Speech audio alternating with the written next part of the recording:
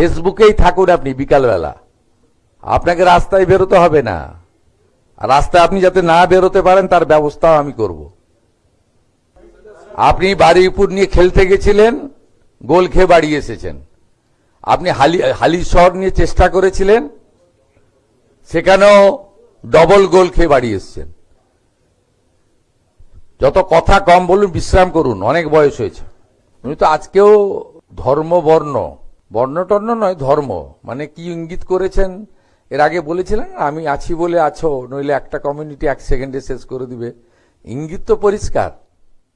এখন অবধি ট্রান্সফার হয়ে গেছে টাকা 1,45,64,472 জনের অ্যাকাউন্টে।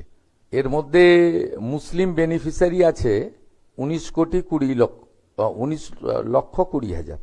Follow RK News. Visit www.rknews.com.